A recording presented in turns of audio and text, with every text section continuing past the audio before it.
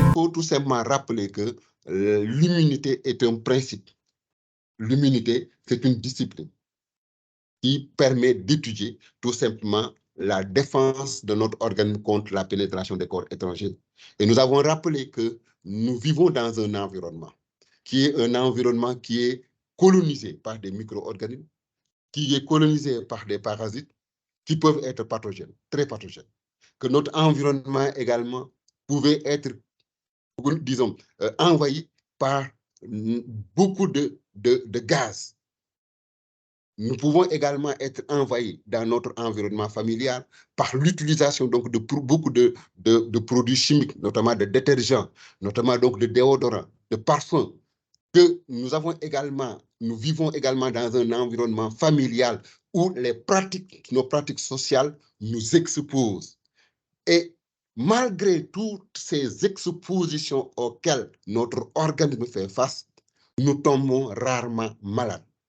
Parce que tout simplement, le bon Dieu nous a doté dans notre organisme de mécanismes qui permettent tout simplement donc de nous défendre contre ces éléments-là. Sauf bien sûr si on dépasse un certain limite. C'est pourquoi la notion d'homéostasie est extrêmement importante, c'est-à-dire cet équilibre qu'il y a. C'est lorsque cet équilibre est rompu que nous tombons souvent malades.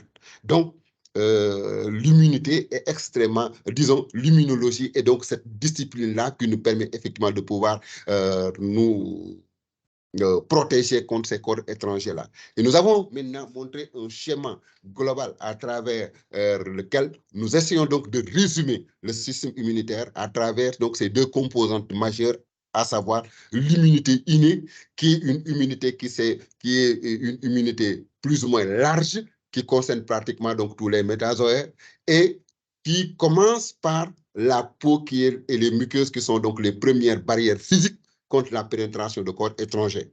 Maintenant, lorsque ces corps étrangers, à travers ce schéma que nous avons montré tout à l'heure, c'est-à-dire la pénétration, les lésions tissulaires, la multiplication, mais également l'envahissement donc de tout notre organisme, lorsque donc ces micro-organismes-là parviennent à traverser donc la barrière donc de la peau et rentrent à l'intérieur, il y a un deuxième groupe, une deuxième étape donc dans la défense qui est constituée par les cellules qu'on appelle donc les macrophages, et que ces macrophages et également les cellules qu'on appelle donc les natural killers, c'est-à-dire des cellules tueuses, vont attaquer donc ces cellules qui sont infectées pour pouvoir tout simplement donc les tuer ou bien tout simplement donc les phagocyter et les éliminer à travers des substances qui sont contenues dans ces cellules-là. Maintenant, si cette deuxième barrière est franchie, c'est là où nous allons utiliser donc le système de complément. Et le complément, on a dit tout à l'heure que ce sont des protéines, à peu près 9 protéines, qui sont produites par les macrophages, mais également par les hépatocytes, c'est-à-dire les cellules donc du foie.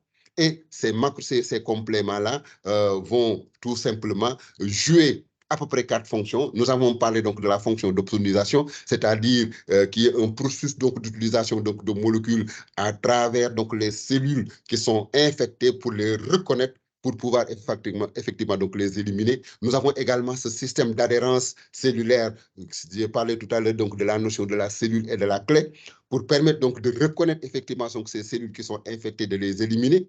Nous avons également le processus de neutralisation donc des virus, mais également le processus donc de cytolyse qui consiste tout simplement donc à détruire les cellules qui sont infectées par donc plusieurs types de mécanismes. Ça, c'est la première étape donc de l'immunité. La deuxième étape de l'immunité, qui est une immunité acquise ou une immunité adaptative, c'est fait sur la base d'utilisation donc de lymphocytes qui sont des cellules présentes donc au niveau donc du sang, notamment donc au niveau donc des globules blancs, on y reviendra tout à l'heure, et que donc ces lymphocytes-là ont deux origines. Ils peuvent avoir une origine humorale, comme également ils peuvent avoir une origine cellulaire, mais dans tous les cas, ces lymphocytes-là, de façon systémique, vont mobiliser ce que l'on appelle donc les immunoglobulines de type M et les immunoglobulines de type G, comme également ils peuvent utiliser donc les immunoglobulines de type A. Voilà un peu,